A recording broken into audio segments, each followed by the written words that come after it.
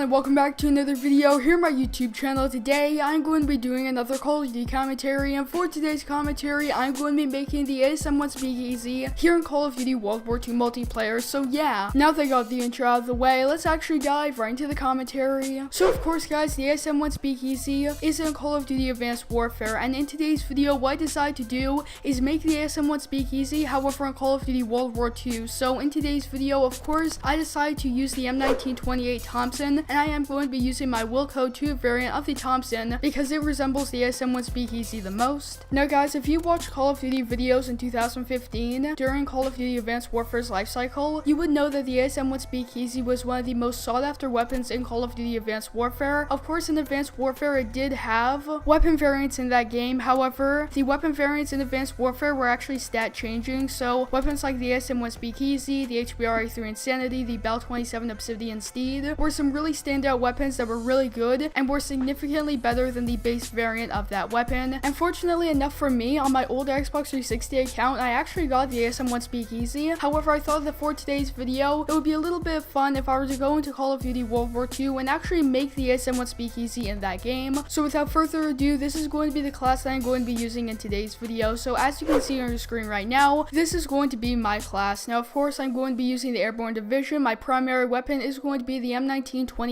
Thompson, and I'm going to be using my Cod Ww2 heroic version of that weapon. I'm also going to be putting on foregrip, extended mags, as well as quick draw. A lot of people during Advanced Warfare, they like to use foregrip as well as extended mags on the ASM1, so that's how come I'm going to be using it with the Thompson. My basic training is going to be Hunker because that's a really good basic training in Call of Duty WW2. My secondary weapon is going to be the 9mm SAP. I'm going to be using the standard tactical grenade, as well as I'm going to be using the sticky bomb for my lethal grenade. So this is going to be the class that I have for this video, and it is a lot of fun to use. Now the standard ASM1 in Call of Duty Advanced Warfare had a slower fire rate than the Thompson does here in Call of Duty WW2. However, for the ASM1 Speakeasy, it actually had a buffed fire rate as well as it had a built-in extended mag attachment. Overall, I would say that this class is pretty authentic to the original ASM1 Speakeasy in Call of Duty Advanced Warfare. So yeah, feel free to comment down below, did you play Advanced Warfare and did you get the ASM1 Speakeasy? As well as make sure to go ahead and try out this class in Call of Duty WW2. It was a lot of fun, and even if you're not trying to make the ASM1 Speakeasy in Call of Duty WW2, this is still a very good class for the M1928 Thompson, so I would highly recommend that you go ahead and check it out. So yeah, that's going to conclude today's video. I hope you enjoyed it, and if you did, don't forget to drop a like on it down below, as well as subscribe for more Call of Duty WW2 videos like this one. We are on the grind to 1,000 YouTube subscribers, so if you guys would like to subscribe, that would really help me out. So yeah, that's going to conclude today's video. I hope to see you in the next one.